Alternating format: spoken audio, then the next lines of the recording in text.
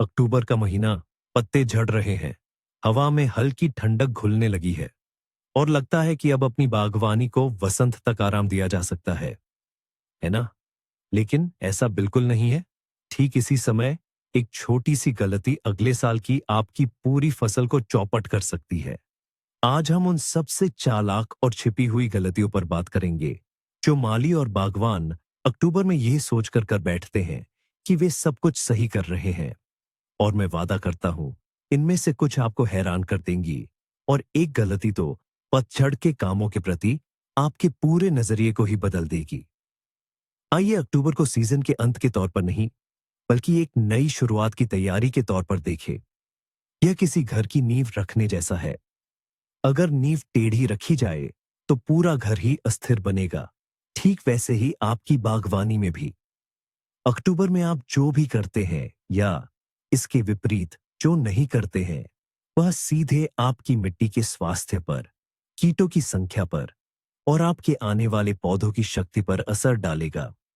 इसलिए आइए इस महीने को पूरी गंभीरता से लें, पर बिना किसी घबराहट के। तो चलिए शुरुआत करते हैं एक ऐसी गलती से जो सबसे आम है और जिसे अक्सर हम बेगुनाह समझते हैं।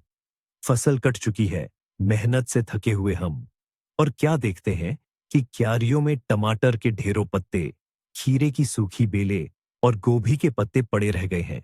और दिमाग में एक विचार कौंधता है, अरे रहने दो, ये तो जैविक खाद है, सर्दियों में गल सड़ जाएगी और अपने आप खाद बन जाएगी। सुनने में ये बात कितनी तार्किक लगती है ना? लेकिन असलियत में ये किसी भी माली के लिए सबसे खतरनाक जाल में से एक है। क्यारियों में पौधों के ये अवशेष छोड़कर आप अपनी मिट्टी को खाद नहीं दे रहे हैं, बल्कि आप उन सभी कीटों और बीमारियों के लिए एक 5 सितारा होटल बना रहे हैं जिन्होंने गर्मियों में आपको परेशान किया था। फाइटोफथोरा, पाउडरी मिल्ड्यू, क्लैडोस्पोरियोसिस और अन्य फंगल बीमारियों के बीजाणु इन पत्तों में आराम से सर्दियां बिताते हैं। सड़ी हुई पत्तियों के नीचे घोंघे अंडे देते हैं। कीटों के लार्वा जड़ों और तनों में पनाह पाते हैं। वसंत में पहली गर्मी के साथ यह पूरी सेना पूरी ताकत से जाग उठेगी और आपकी कोमल नई रोपाई का इंतजार करेगी। इसलिए अक्टूबर के लिए पहला नियम है पूरी तरह से साफ सफाई। सभी स्वस्थ पत्तों और डंठलों को खाद के ढेर में, और जो भी बीमारी के थोड़े से भी लक्षण दिखाता है उसे बिना दया के खेत से हटा दें। आदर्श रूप से जला दें। पतझड़ में साफ क्यारी, यह सिर्फ सुंदरता का मामला नहीं है, यह आपकी आने वाली फसल के स्वास्थ्य की नींव है। वाह, क्यारियां एकदम साफ हैं, चमक रही हैं। हाथ अपने आप भरोसेमंद साथी फावड़े को उठाने को उतावला हो उठता है। लगता है अब समय आ गया है कि आने वाली फसल के लिए जमीन को ठीक से नर्म गद्दा बनाया जाए, यानी मिट्टी को पूरी गहराई तक, पूरे पावड़े की लंबाई तक खोदकर पलट दिया जाए ताकि निचली परत ऊपर आ जाए। हमारे पूर्वज भी ऐसा ही करते थे और यह एकमात्र सही तरीका जान पड़ता है। लेकिन रुकिए, ठीक इसी पल हम दूसरी बड़ी गलती करने वाले हैं। जरा कल्पना कीजिए, मिट्टी महज जमीन नहीं, बल्कि एक बहुमंजिला इमारत है। इसकी ऊपरी मंजिलों पर ऐसे सूक्ष्म जीव रहते हैं जिन्हें हवा की जरूरत होती है। इन्हें एरोब कहते हैं। ये जैविक पदार्थों को तोड़कर पौधों के लिए जरूरी पोषक तत्व उपलब्ध कराते हैं। और निचली मंजिलों पर ऐसे सूक्ष्म जीव एनारोब रहते हैं जिनके लिए ऑक्सीजन हानिकारक होती है। लेकिन जब हम मिट्टी की परत को पलटते हैं तो क्या होता है? हम सचमुच उनकी मंजिलें ही बदल देते हैं। हवा न मिलने पर एरोब नीचे दबकर मर जाते हैं और ऑक्सीजन के संपर्क में आने पर एनारोब भी ऊपर आकर दम तोड़ देते हैं। हम अपने इन अदृश्य मददगारों की पूरी सेना को ही तबाह कर देते हैं। हम मिट्टी की संरचना को बिगाड़ देते हैं, उन बारीक नलिकाओं को तोड़ देते हैं जिनसे नमी ऊपर आती है। जीवित और भुरभुरी मिट्टी के बजाय वसंत तक हमें बेजान एक ठोस मिट्टी का ढेर मिलने का खतरा होता है। इसलिए गहरी और मिट्टी पलटने वाली जुताई को भूल जाइए। सबसे अच्छा तरीका है कि बिना पलटे केवल 5-7 सेंटीमीटर की गहराई तक खुरपे या मोटो कल्टीवेटर से मिट्टी को ढीला करें। इस तरह हम खरपतवारों को भी हटा देंगे और मिट्टी की प्राकृतिक संरचना को भी बनाए रखेंगे। हमने अपनी जमीन को बिना पलटे बड़े आराम से भुरभुरा कर दिया। पर अब क्या? अक्सर कई बागवान अपना काम पूरा कर संतुष्टि से घर चले जाते हैं, पीछे छोड़ जाते हैं काली सूनी क्यारियां। पर यह तीसरी बड़ी गलती है जो हमारी सारी पिछली मेहनत पर पानी फेर सकती है। सर्दियों में जमीन को खुला छोड़ना ऐसा है मानो किसी सिपाही को बिना कवच के जंग में भेज दिया जाए। ठंडी बारिश मिट्टी की संरचना को बिगाड़कर उसे एक सख्त परत में बदल देगी। तेज हवाएं सालों से जमा की गई आपकी सबसे कीमती उपजाऊ ऊपरी परत को उड़ा ले जाएंगी, और वसंत में पिघला हुआ पानी बाकी बचे पोषक तत्वों को इतना नीचे बहा देगा कि नए पौधों की जड़ें उन तक पहुंच ही नहीं पाएंगी। परिणाम स्वरूप वसंत में आपको ताजी और ऊर्जा से भरपूर जमीन नहीं मिलेगी, बल्कि मिलेगी एक थकी हुई और सख्त मिट्टी। तो क्या करें? अपनी जमीन को कपड़े पहनाना और खाना खिलाना होगा। इसका सबसे आसान तरीका है पलवार करना। क्यारियों को खाद, वर्मी कंपोस्ट, कटी हुई घास या स्वस्थ गिरे हुए पत्तों की मोटी परत से ढक दें।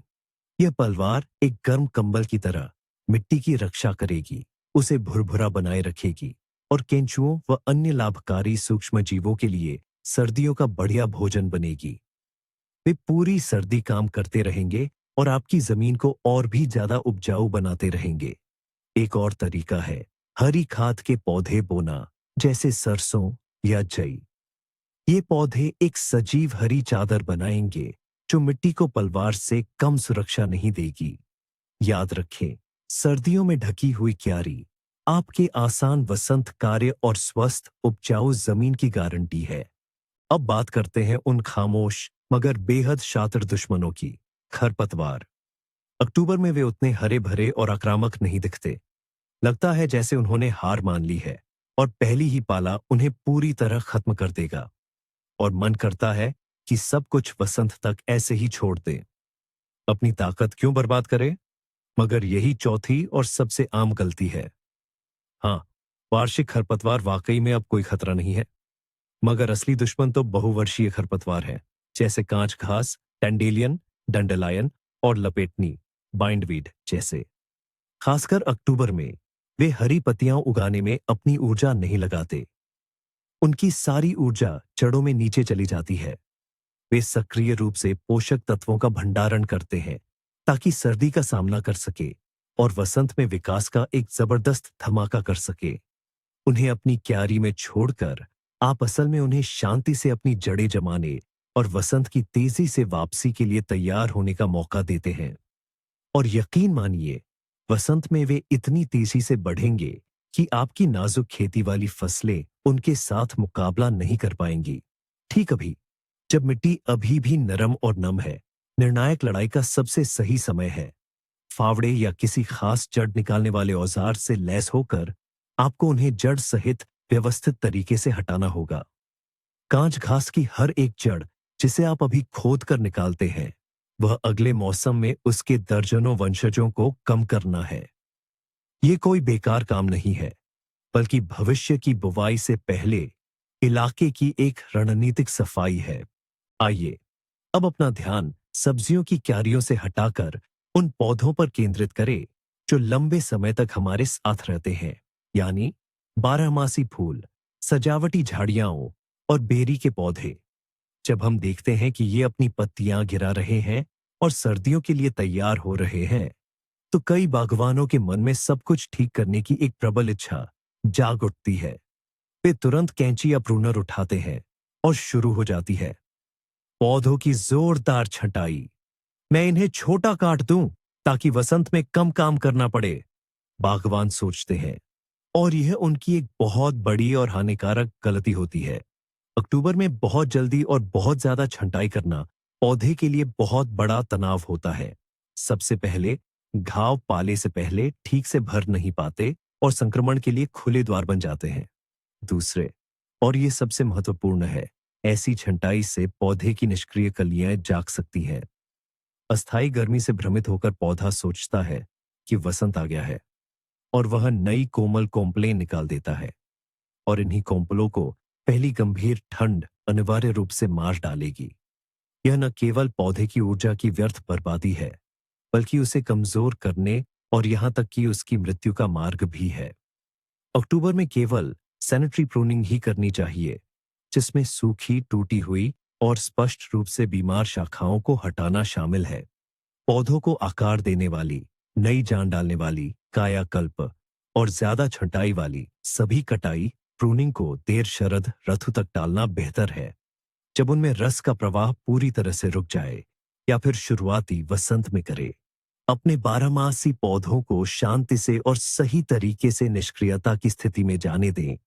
काम जोरों पर था। हमने खरपतवार हटाए, मिट्टी की गुड़ाई की और सूखी टहनियां काटी।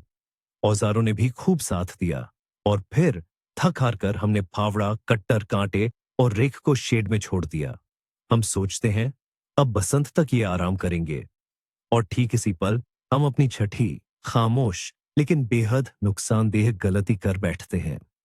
बगीचे के औजारों को गंदा छोड़ देना सिर्फ लापरवाही नहीं है, ये उन्हें खराब करने और बीमारियों का घर बनाने का सीधा रास्ता है।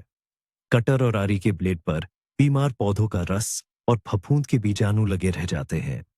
फावड़े और खुरपी पर मिट्टी के ढेले चिपके रहते हैं, जो एक गीली पट्टी की तरह पूरी सर्दी जंग लगने को बढ़ावा देंगे। बसंत में आप शेड से मददगारों को नहीं, बल्कि जंग लगे, कुंद और संभावित रूप से संक्रामक औजारों को निकालेंगे।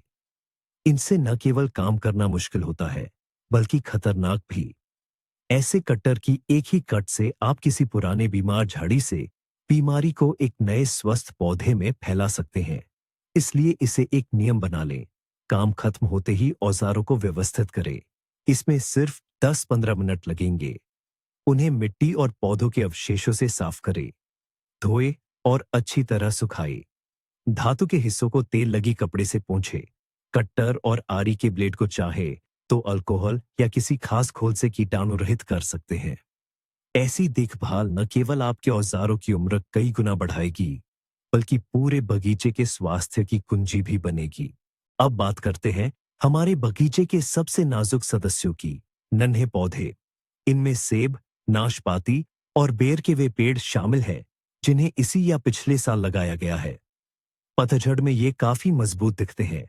इनकी छाल भी मोटी हो चुकी होती है, और ऐसा लगता है मानो सर्दियां इनका कुछ नहीं बिगाड़ पाएंगी। यही सोचकर कई बागवान निश्चिंत हो जाते हैं और वसंत तक उन्हें भूल जाते हैं। यह सातवीं और शायद सबसे बड़ी व दुखद गलतियों में से एक है, क्योंकि ये गलती पेड़ की जान ले सकती है। जैसे ही ठंड बढ़ती है और बर्फबारी शुरू होती है, हमारे बगीचे में कुछ भूखे मेहमानों का आगमन होता है, चूहे और खरगोश। इनके लिए युवा पौधों की कोमल और रसीली छाल एक वास्तविक दावत होती है, खासकर जब उन्हें खाने के लिए कुछ और नहीं मिलता। वे तने को चारों ओर से कुतर सकते हैं, जिससे कैम्बियम, पेड़ की एक जीवनदायी परत, क्षतिग्रस्त हो जाती है। यह वही परत है जिससे पोषक तत्व पूरे पेड़ में प्रवाहित होते हैं। इस तरह के नुकसान को रिंगिंग कहा जाता है, और ये लगभग हमेशा पेड़ की मौत का कारण बनता है। वसंत में पेड़ भले ही कुछ समय के लिए पत्ते निकाल ले, लेकिन फिर बहुत जल्दी सूख कर मर जाता है। इन नन्हे पौधों की सुरक्षा करना बेहद आसान है। इसके लिए पहली बर्फबारी का इंतजार न करें, बल्कि यह काम अक्टूबर में ही पूरा कर ले। सबसे पहले तनों पर खास बागवानी पेंट से पुताई करें, जिसमें कॉपर सल्फेट मिला हो। यह न केवल कीटों से बचाता है, बल्कि शुरुआती वसंत में धूप से होने वाले नुकसान से भी रोकथाम करता है। उसके बाद तने को प्लास्टिक की जाली, टाट या पुराने नायलॉन के स्टॉकिंग से अच्छी तरह लपेट दें। मुख्य बात यह है कि सुरक्षा हवादार होनी चाहिए, ताकि छाल को सड़ने से रोका जा सके।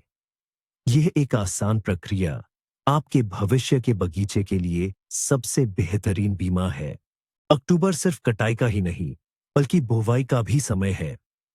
गाजर, चुकंदर या हरी सब्जियों की जल्दी फसल पाने का विचार बहुत लुभावना होता है, और कई माली इसी उम्मीद में बीज के पैकेट लेकर अपनी क्यारियों की ओर दौड़ पड़ते हैं। यहीं पर उनसे एक बड़ी और चालाकी भरी गलती हो जाती है। सर्दियों से पहले की बुवाई के लिए गलत समय और गलत फसलों का चुनाव। इस तरह की बुवाई का मुख्य सिद्धांत यह है कि बीज पतझड़ की नम मिट्टी में फूल जाए, लेकिन किसी भी सूरत में कड़ाके की ठंड पड़ने से पहले अंकुरित न हो। अगर उन्हें बहुत जल्दी किसी गर्म अक्टूबर के दिन बो दिया जाए, तो गर्मी और नमी पाकर वे सब एक साथ अंकुरित हो जाएंगे और पहली गंभीर ठंड पड़ते ही ये कोमल पौधे बेरहमी से नष्ट हो जाएंगे। सारी मेहनत बेकार चली जाएगी। इसलिए सर्दियों से पहले की बुवाई के लिए उस समय का इंतजार करना जरूरी है जब तापमान लगातार 0 से 62 डिग्री सेल्सियस तक गिर जाए और मिट्टी जमना शुरू हो जाए। आमतौर पर यह अक्टूबर का अंत या यहां तक कि नवंबर का महीना होता है, जो क्षेत्र के हिसाब से अलग-अलग हो सकता है। इसके अलावा यह याद रखना भी जरूरी है कि सभी फसलें इस विधि के लिए उपयुक्त नहीं होती हैं। उदाहरण के लिए सर्दियों से पहले मूली बोना एक बुरा विचार है, क्योंकि इसके फूल आने और बीज बनने की संभावना बहुत ज्यादा होती है। लेकिन गाजर, चुकंदर, सोआ, अजमोद, पालक और पार्सनिप जैसी फसलें इसके लिए बेहतरीन विकल्प हैं। ये प्राकृतिक रूप से ठंड में कठोर होकर निकलेंगी और वसंत में मजबूत व सहनशील पौधे के रूप में उगेंगी, जिससे वे वसंत की बुवाई से 2-3 हफ्ते पहले ही तैयार हो जाएंगी। जब हम खुले खेतों और क्यारियों को व्यवस्थित कर रहे हैं, तो हमें अपने अन्नदाता ग्रीनहाउस को नहीं भूलना चाहिए। गर्मी में इसने हमें भरपूर फसल दी, लेकिन अब यह खाली पड़ा है। कई लोगों को बस यह लालच होता है कि वसंत तक इसका दरवाजा बंद कर दें, यह सोचकर कि सर्दियों में सभी कीट और बीमारियां अपने आप मर जाएंगी। यह नौवीं और बेहद खतरनाक गलती है। ग्रीनहाउस एक बंद जगह है, जहां सिर्फ पौधों के लिए ही नहीं, बल्कि उनके दुश्मनों के लिए भी आदर्श सूक्ष्म जलवायु होती है। अगर आप इसे बचे हुए पत्तों, बांधने वाले धागों और खरपतवारों के साथ गंदा छोड़ देते हैं, तो आप फाइटोफ्थोरा, क्लैडोस्पोरियोसिस, स्पाइडर माइट और सफेद मक्खी जैसे रोगों और कीटों के लिए एक असली आरामगाह तैयार कर रहे हैं। इनके बीजाणु और लार्वा मिट्टी में, ढांचे की दरारों में और बिना हटाए गए पौधों के अवशेषों में आसानी से सर्दी काट लेंगे। और वसंत में जैसे ही आप अपनी पौध लगाएंगे, वे नई ताकत के साथ नन्हे पौधों पर हमला कर देंगे। उनसे लड़ना कहीं ज्यादा मुश्किल होगा। इसलिए अक्टूबर ग्रीनहाउस की पूरी तरह से सफाई करने का समय है। आपको सभी पौधों के अवशेषों को पूरी तरह से हटाना होगा। ढांचे और उसके कवर, पॉलीकार्बोनेट या प्लास्टिक फिल्म को कपड़े धोने वाले साबुन या विशेष क्लीनर से अच्छी तरह से धोना चाहिए। मिट्टी की खुदाई करें या उसे ढीला करें। आदर्श रूप से कीटाणु शोधन, डिसइंफेक्शन भी करना चाहिए। आप जैव उत्पादों, बायो प्रोडक्ट्स का उपयोग कर सकते हैं, जो मिट्टी में फायदेमंद सूक्ष्म जीवों को भर देंगे। या अगर ग्रीनहाउस आवासीय इमारतों से दूर है, तो गंधक की गोली, सल्फर फ्यूमिगेटर से भी उपचार किया जा सकता है। शरद ऋतु से ही साफ और कीटाणु रहित ग्रीनहाउस अगले सीजन में 80% सफलता की गारंटी है। तो हमने अपनी क्यारियों और ग्रीनहाउस से सारे पौधों के अवशेष हटा दिए हैं। अब इनका क्या करें? बेशक इन्हें खाद के ढेर में डालें, लेकिन यहीं पर एक और अक्सर नजरअंदाज की जाने वाली गलती छिपी है। ज्यादातर लोग बस सारे पौधों के अवशेष एक बड़े ढेर में इकट्ठा कर देते हैं और वसंत तक उन्हें भूल जाते हैं। यह तरीका इस संभावित काले सोने को सिर्फ एक सड़ते हुए ढेर में बदल देता है। सही खाद का ढेर कोई कूड़े का ढेर नहीं, बल्कि एक जीवित प्रक्रिया है, जिसे ठीक से काम करने के लिए कुछ खास परिस्थितियों की जरूरत होती है। सबसे पहले बीमार पौधों को खाद के ढेर में बिल्कुल न डालें। बीमारियों के बीजाणु मरेंगे नहीं, बल्कि गर्म और नम वातावरण में और भी तेजी से फैलेंगे। दूसरी बात, सही ढंग से खाद बनाने के लिए हरे और भूरे पदार्थों का संतुलन बहुत जरूरी है। हरे पदार्थ वे होते हैं जिनमें नाइट्रोजन ज्यादा होता है, जैसे ताजे पौधों के अवशेष, कटी हुई घास और रसोई का कचरा। वहीं भूरे पदार्थ वे होते हैं जिनमें कार्बन ज्यादा होता है, जैसे सूखे पत्ते, पुआल, लकड़ी का बुरादा और गत्ता। शरद ऋतु में हमारे पास ये दोनों ही भरपूर मात्रा में होते हैं। इन्हें परतों में बिछाना चाहिए। एक परत पौधों के कचरे की, फिर गिरी हुई पत्तियों की एक परत, दोबारा घास की और फिर लकड़ी के बुरादे की। ये अच्छी हवा और सूक्ष्म जीवों के लिए सही पोषक तत्वों का संतुलन सुनिश्चित करेगा। और तीसरी बात, शरद ऋतु में तैयार किए गए खाद के ढेर को खास ईएम घोल से गीला करना फायदेमंद होता है। ये घोल सड़ने की प्रक्रिया को तेज करेंगे और भविष्य की खाद को उपयोगी सूक्ष्म जीवों से और भी बेहतर बनाएंगे। इस तरह शरद ऋतु में सही ढंग से तैयार की गई खाद अगली गर्मी तक भुरभुरी और पोषक तत्वों से भरपूर उर्वरक में बदल जाएगी। अक्टूबर में मौसम अक्सर शुष्क रहता है, पत्ते झड़ते हैं, मिट्टी सूखी लगती है और माली अपनी आदत के अनुसार पौधों को पानी देना जारी रखते हैं। खासकर पानी पसंद करने वाली फसलें, शंकुधारी पौधे और लॉन इसका शिकार होते हैं। हमें लगता है कि हम एक अच्छा काम कर रहे हैं, उन्हें सर्दियों के लिए तैयार होने में मदद कर रहे हैं, लेकिन असल में इस समय जरूरत से ज्यादा पानी देना एक बड़ी छिपी हुई गलती है। गर्मियों में जब बहुत गर्मी होती है तो पौधे तेजी से पानी पीते हैं और पत्तियों के जरिए उसे वाष्पित करते हैं। लेकिन अक्टूबर में सभी प्रक्रियाएं धीमी हो जाती हैं, दिन छोटे होते हैं, तापमान कम होता है और प्रकाश संश्लेषण लगभग रुक जाता है। पौधे निष्क्रिय अवस्था में चले जाते हैं और उन्हें पानी की बहुत कम जरूरत होती है। जब हम उन्हें लगातार पानी से भरते रहते हैं तो उनकी जड़ें इस अतिरिक्त पानी को संभाल नहीं पाती। पानी मिट्टी में रुक जाता है और ऑक्सीजन को विस्थापित कर देता है। ऐसी ऑक्सीजन रहित परिस्थितियों में जड़ें सड़ने लगती हैं। यह सर्दियों से पहले पौधे को कमजोर कर देता है, जिससे वह पाले और फंगल संक्रमण के प्रति संवेदनशील हो जाता है।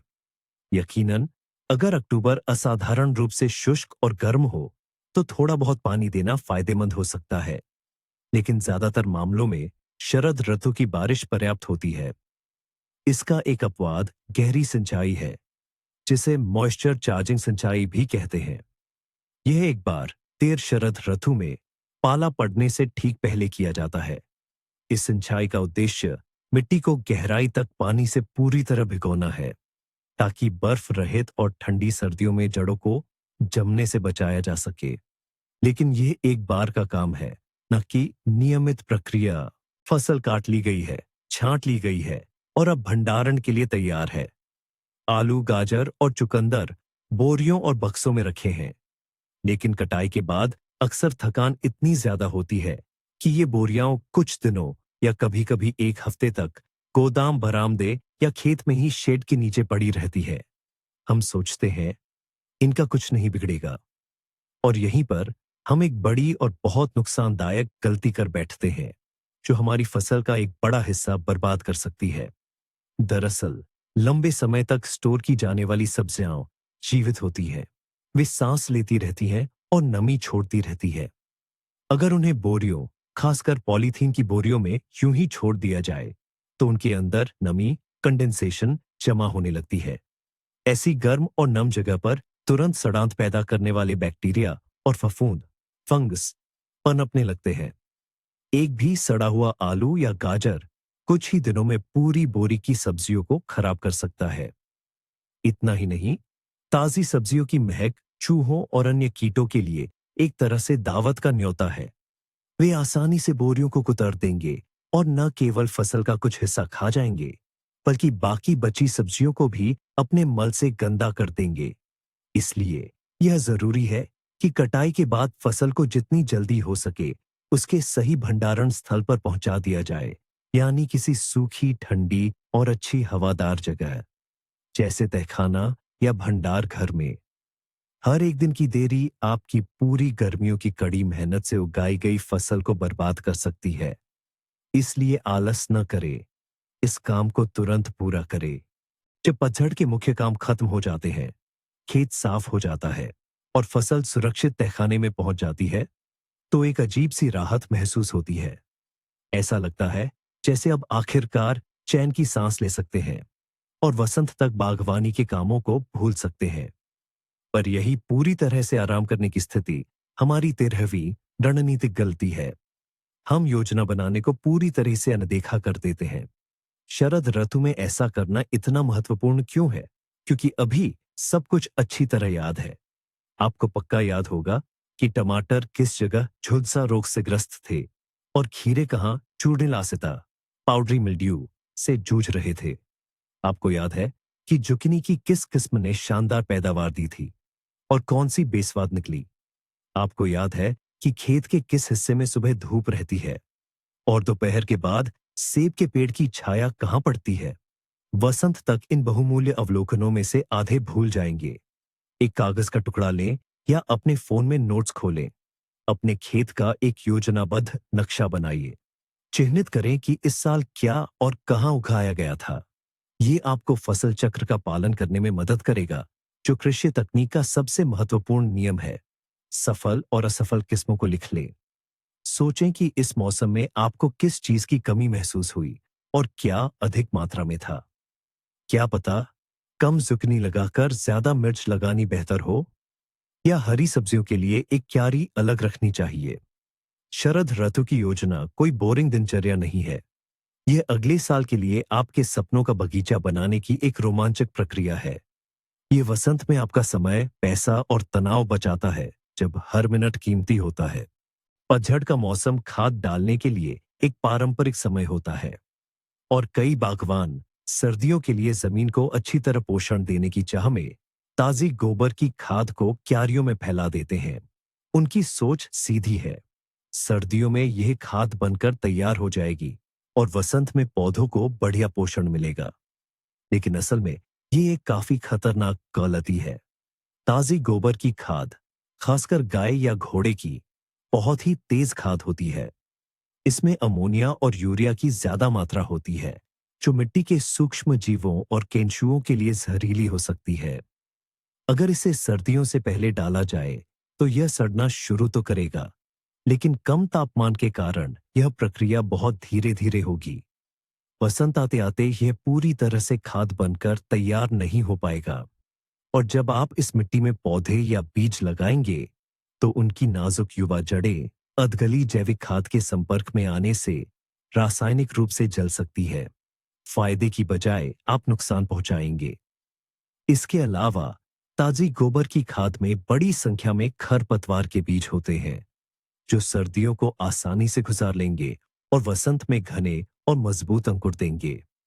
सर्दियों से पहले सिर्फ पूरी तरह से सड़ी हुई खाद या कंपोस्ट ही डालनी चाहिए और ताजी गोबर की खाद को कंपोस्ट के ढेर में डालना बेहतर है, जहां एक साल में वह सुरक्षित और बहुत ही मूल्यवान खाद में बदल जाएगी।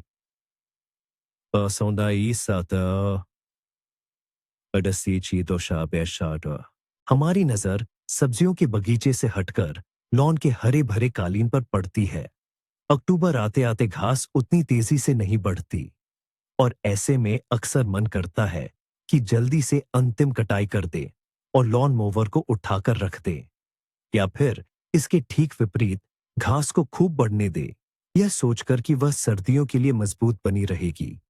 ये दोनों ही सोच गलत है और एक सुंदर लॉन के लिए यह एक बड़ी चूक हो सकती है। अगर लॉन को बहुत छोटा काटा जाए तो घास जड़ों में सर्दियों के लिए पर्याप्त पोषक तत्व जमा नहीं कर पाएगी और कमजोर पड़ जाएगी। लेकिन अगर घास को बहुत लंबा छोड़ दिया जाए तो बर्फ के नीचे वह दबकर गल जाएगी और सड़ जाएगी। ऐसे में वसंत में आपको हरा भरा कालीन नहीं, बल्कि बदरंग भूरे पैच दिखेंगे, जो बर्फीली फफूंद का अड्डा बन जाएंगे। सर्दियों से पहले घास की आदर्श ऊंचाई 5-7 सेंटीमीटर होनी चाहिए। इसी तरह एक और बड़ी गलती है लॉन पर गिरी हुई पत्तियों की मोटी परत छोड़ देना। यह परत गीले कंबल की तरह घास तक हवा और रोशनी को पहुंचने से रोकती है, जिससे भी घास सड़ने लगती है और बीमारियों का शिकार हो जाती है। इसलिए पत्तियों को हर हाल में इकट्ठा करके हटाना चाहिए। ये काम थोड़ा थकाऊ लग सकता है, लेकिन यह लॉन के लिए बेहद जरूरी है। और वैसे यह इकट्ठी की गई स्वस्थ पत्तियां आपकी कंपोस्ट खाद के ढेर के लिए एक बेहतरीन भूरा स्तर बनेंगी या क्यारियों के लिए मल्च का काम करेंगी। जब बगीचे का सारा काम खत्म हो जाता है तो एक आखिरी जरूरी काम बचता है, सिंचाई प्रणाली को सही तरीके से समेटना। और यहीं पर हम 16वीं एक बहुत बड़ी और महंगी गलती कर बैठते हैं। थकान के कारण हम अक्सर बस पंप से नली को अलग करते हैं, उसे लपेटते हैं और शेड में रख देते हैं। लेकिन बाहर लगे बगीचे के नल, ड्रिप सिंचाई प्रणाली या जमीन में दबी गर्मियों की पानी की पाइपों को हम बिल्कुल भूल जाते हैं। इससे क्या नुकसान हो सकता है? नलियों, नलों और पाइपों के अंदर जो पानी रह जाता है, वह पहली गंभीर ठंड पड़ते ही बर्फ में बदल जाएगा। और हमें स्कूल में पढ़े भौतिक विज्ञान से याद है कि पानी जमने पर फैलता है। यह फैलाव जबरदस्त शक्ति रखता है। ये आसानी से प्लास्टिक की पाइपों और फिटिंग्स को फाड़ देता है, नलों को तोड़ देता है और महंगे सिंचाई उपकरणों को नुकसान पहुंचाता है। वसंत में जब आप पानी चालू करेंगे तो आपको जमीन से पानी के फव्वारे फूटते दिखेंगे और महंगे मरम्मत की जरूरत पड़ेगी, जो एक अप्रिय आश्चर्य होगा। इसलिए अक्टूबर का नियम है, हर जगह से पानी पूरी तरह से निकाल दें। सभी नलियों को पूरी तरह सुखा ले, ड्रिप सिंचाई प्रणाली को हवा से अच्छी तरह साफ कर ले और सर्दियों के लिए सभी नल खुले छोड़ दे। सुनिश्चित करें कि कहीं भी पानी की जरा सी भी मात्रा न बची हो। ये आसान और तुरंत की जाने वाली प्रक्रिया आपको अगले मौसम में ढेर सारा पैसा और मानसिक तनाव से बचाएगी। अक्टूबर आ गया है, मौसम उदास सा है और ऐसा लगता है मानो बागवानी का समय अब हाथ से निकल चुका है। सितंबर में जो माली बल्ब वाले फूल नहीं लगा पाए थे, वे उदासी के साथ इस विचार को अगले साल तक के लिए टाल देते हैं। वे सोचते हैं, अब बहुत देर हो चुकी है, और यहीं वे एक बहुत बड़ी अफसोसजनक गलती कर बैठते हैं। वे खुद को वसंत की अविश्वसनीय सुंदरता से वंचित कर देते हैं, जबकि हकीकत तो यह है कि अक्टूबर कई बल्ब वाले पौधों, खासकर ट्यूलिप लगाने का बेहतरीन समय है। छोटे बल्ब वाले पौधों के विपरीत, जिन्हें थोड़ा पहले लगाना बेहतर होता है, ट्यूलिप को जड़ जमाने के लिए गर्म मिट्टी की जरूरत नहीं होती। उनके लिए लगभग +7 से +9 डिग्री सेल्सियस का तापमान ही काफी होता है। सितंबर में बहुत जल्दी लगाने से नुकसान भी हो सकता है। बल्ब सिर्फ जड़ें ही नहीं पकड़ेगा, बल्कि अंकुरित भी हो सकता है, और ये छोटे अंकुर पाले से मर जाएंगे। अक्टूबर में जब जमीन ठंडी हो चुकी होती है, बल्ब लगाने से यह सुनिश्चित होता है कि वह केवल जड़ें बनाएगा, लेकिन अंकुरित होकर ऊपर की ओर नहीं बढ़ेगा। यही बात डैफोडिल, नार्सिसस और हाइसिंथ पर भी लागू होती है। मुख्य बात यह है कि स्थायी पाला पड़ने से 2-3 हफ्ते पहले रोपण कर लिया जाए, ताकि बल्बों को अच्छी तरह से जड़ें जमाने का पर्याप्त समय मिल सके। तो अगर आपके पास पहले से खरीदे हुए बल्ब पड़े हैं या आप उन्हें खरीदने की सोच रहे हैं, बिल्कुल मत झिझकिए। अक्टूबर आपके लिए एक शानदार वसंत फूलवारी बनाने का सुनहरा मौका है। बल्ब वाले फूलों के बाद अब एक और महत्वपूर्ण शरद ऋतु की फसल रबी लहसुन की बारी है। अच्छा और बड़ा लहसुन किसी भी माली का गौरव होता है, और इसे पाने के लिए बुवाई का सही समय चुनना बहुत जरूरी है। कई माली, खासकर शुरुआती बागवान, जल्दबाजी करते हैं और इसे ट्यूलिप के साथ अक्टूबर की शुरुआत या मध्य में लगा देते हैं। और यह एक ऐसी गलती है जिससे पैदावार में काफी कमी आ सकती है। लहसुन को ट्यूलिप की तरह नहीं, बल्कि सर्दियों में सफलतापूर्वक टिके रहने के लिए न केवल जड़ें जमानी होती हैं, बल्कि अंकुरित भी नहीं होना चाहिए। यदि इसे अभी भी गर्म जमीन में लगाया जाए, तो कली जल्दी से न केवल जड़ें, बल्कि हरी पत्तियां भी निकाल देगी, और जमीन से ऊपर निकली ये पत्तियां पहली ही तेज ठंड से मर जाएंगी। पौधा इन पत्तियों को उगाने में अपने कीमती पोषक तत्व बर्बाद कर देगा, कमजोर पड़ जाएगा और सर्दियों के लिए पहले से ही नुकसान झेल चुका होगा। वसंत में यह बेशक फिर से बढ़ेगा, लेकिन अंततः लहसुन का कंद छोटा ही बनेगा। रबी लहसुन लगाने का सबसे अच्छा समय तब होता है जब जमीन के पूरी तरह से जमने में लगभग 2-3 हफ्ते बचे हों। इसके लिए कैलेंडर पर नहीं, बल्कि मौसम पर ध्यान देना चाहिए। जब रात का तापमान लगातार 0 के आसपास या थोड़ा नीचे चला जाए और दिन का तापमान +5 डिग्री सेल्सियस से ऊपर न उठे, तो समझो कि यही सही समय है। ऐसी परिस्थितियों में लहसुन एक मजबूत जड़ प्रणाली तो विकसित कर पाएगा, लेकिन उसका जमीन के ऊपर का हिस्सा बढ़ नहीं पाएगा। यही उसकी सफल सर्दी और भविष्य में बड़े लहसुन की फसल का राज है। फसल कटने के बाद जब खेत या क्यारियां खाली हो जाती हैं, तो कुछ बागवानों और किसानों के मन में मिट्टी की गहन सफाई करने की इच्छा जागती है। इसके लिए वे अक्सर तेज रासायनिक फफूंदनाशकों और कीटनाशकों का इस्तेमाल करते हैं। इसके पीछे सोच ये होती है कि एक ही बार में मिट्टी में बचे हुए सभी रोग पैदा करने वाले कीटाणुओं और कीटों के लार्वा को खत्म कर दिया जाए। लेकिन यह जोश एक बहुत बड़ी और बेहद विनाशकारी गलती है। पतझड़ में आक्रामक रसायनों का उपयोग करना कालीन बमबारी जैसा है। हाँ, आप शायद कुछ रोगजनकों को नष्ट कर देंगे, लेकिन उनके साथ साथ आप पूरी उपयोगी सूक्ष्म जीवों की दुनिया को भी खत्म कर देंगे। जैसे वे बैक्टीरिया जो पौधों के लिए पोषक तत्वों को सुलभ बनाते हैं, वे कवक जो जड़ों के साथ सहजीवी संबंध में रहते हैं, और निश्चित रूप से केंचुए जो मिट्टी की उर्वरता के मुख्य निर्माता है। परिणाम स्वरूप आपको स्वस्थ नहीं बल्कि बंजर मृत मिट्टी मिलती है।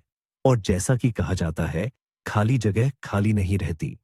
वसंत ऋतु में ऐसी बेजान जमीन में सबसे पहले वही आक्रामक रोगजनक बसेंगे जिन्हें अब कोई रोकने वाला नहीं होगा। रासायनिक निष्कीटनीकरण के बजाय एक अलग रास्ता अपनाना कहीं ज्यादा प्रभावी और सुरक्षित है। मिट्टी को स्वस्थ बनाने का रास्ता। अपनी मिट्टी में खाद, वर्मी कंपोस्ट डालें। इसे उपयोगी सूक्ष्म जीवों जैसे ईएम उत्पाद के घोल से सींचे या हरी खाद वाले पौधों से बोए। ये आपकी जमीन को नष्ट नहीं करेगा, बल्कि उसे उपयोगी सहायकों की एक सेना से भर देगा, जो खुद बीमारियों के विकास को दबाएंगे और मिट्टी की संरचना में सुधार करेंगे। और अंत में हमारी सूची की 20वीं और आखिरी गलती। इसका संबंध न तो कड़ी मेहनत से है और न ही रसायनों से। यह हमारी लापरवाही से जुड़ी है। गर्मी का मौसम खत्म हो चुका है, फूल मुरझा गए हैं, सब्जियां खाली गई हैं। हम गेंदा, कॉस्मोस, कैलेंडुला के सूखे डंठल हटाते हैं और उन डील या सलाद के पौधों को उखाड़ते हैं जिनमें अब बीज बनने लगे हैं। और इनके साथ ही हम प्रकृति के अनमोल उपहार बीजों को भी फेंक देते हैं। अपने ही पौधों के बीज इकट्ठा न करना एक बहुत ही नासमझी भरी और अफसोसनाक गलती है। पहला कारण यह शुद्ध बचत है। बाजार में बीजों के पैकेट हर साल महंगे होते जा रहे हैं और यहां आपको अपना बिल्कुल मुफ्त बुवाई का सामान मिलता है।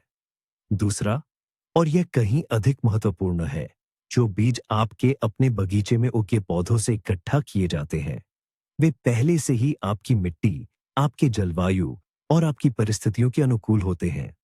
ऐसे बीजों से उगे पौधे अधिक मजबूत, स्वस्थ और अधिक फलदायी होते हैं। अक्टूबर के महीने में जब मौसम सूखा हो, तो कागज के छोटे छोटे पैकेट लेकर बगीचे में घूमने का यह सबसे सही समय है।